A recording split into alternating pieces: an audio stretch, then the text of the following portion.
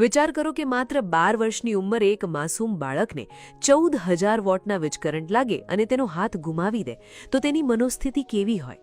એના માટે તો જાણે જીવન જ આકરું થઈ જાય ને. જીવનમાં જ્યારે મુશ્કેલીઓ આવે ત્યારે આપણામાંથી ઘણા લોકો હાર માની લેતા હોય છે, પણ આણંદના તારાપુરનો યુવાન ભાવિક ભરવાડ કંઈક અલગ જ માટીનો બનેલો છે. માત્ર 12 વર્ષની ઉંમરે ભાવિકે પોતાનો એક હાથ ગુમાવ્યો હતો. જે ઉંમરે બાળકો રમતા હોય તે ઉંમરે ભાવિકે હોસ્પિટલના બિછાને જીવનની નવી શરૂઆત કરી.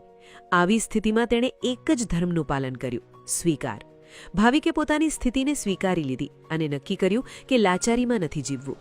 પોતાના દરેક કામ જાતે કરવાની જીદ અને રમતગમત પ્રત્યેના લગાવે તેને મેદાનમાં ઉતાર્યો અને એથ્લેટિક્સને પોતાનું જીવન બનાવી લીધું.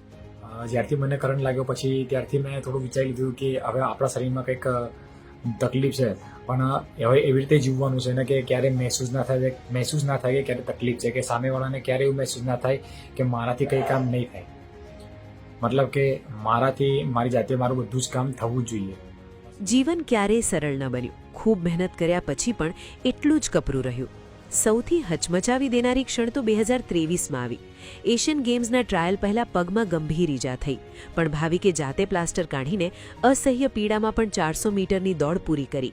આજે Bhavik world para athlete grand પ્રિક્સનો ગોલ્ડ મેડલિસ્ટ છે. ઘણા દેશોમાં ભારતનું પ્રતિનિધિત્વ કરીને તેણે મેડલ્સ પણ જીત્યા છે. હું ભારત દેશની બહાર Dubai, Sharjah, Paris, UK, England, Germany, Switzerland રમવા માટે ગયેલો છું. એના સિવાય બી ઘણી બધી ટુર્નામેન્ટ હશે કે જો રમવા માટે ગયેલું છે. એમાં ઘણા બધા ટુર્નામેન્ટમાં સારું જાપાન વર્લ્ડ ચેમ્પિયનશિપ રમવા માટે ગયેલો. સફળતા માટે શું જોઈએ? આત્મવિશ્વાસ, ઈશ્વર પર શ્રદ્ધા અને સખત શિસ્તબદ્ધ મહેનત. સવારે 4 વાગે ઉઠીને દિવસભર મહેનત કરતા ભાવિકને શ્રદ્ધા અને પ્રેરણાનો પાવર ડોઝ ભગવદ્ ગીતામાંથી મળે છે. 4-5 વાગે ઉઠીને પહેલાં યોગા કરવો, થોડું યોગા કરીને પછી થોડું બોડીનું ધ્યાન રાખવું, થોડું અમુક વસ્તુ જે સવારે ઉઠીને જે રૂટીનમાં ડાયટ પૂરું કરવાનું હોય ડાયટ પૂરું કરવાનું, એના પછી ગ્રાઉન્ડ જવું, ગ્રાઉન્ડમાં વાર્મઅપ, મોબિલિટી, વર્કઆઉટ કરવું, જે સારી વર્કઆઉટ આપેલું એ વર્કઆઉટ થાય. વર્કઆઉટ પછી અત્યારે તો સ્પેસિફિક રિકવરી પર ધ્યાન આપું છું. 2 વાગ્યા પછી 2 થી 3 હર રોજ 1 કલાક ગીતા વાંચવાની. ભાવિકનું હવે એક જ સપનું છે: ઓલિમ્પિકમાં ભારતનો તિરંગો લહેરાવવો. મિલ્ખા સિંઘ પછી 400 મીટરમાં કોઈ ક્વોલિફાઈ નથી થયો, ત્યારે ભાવિક એવો પ્રથમ ભારતીય બનીને દેશનું નામ રોશન કરવા માંગે છે.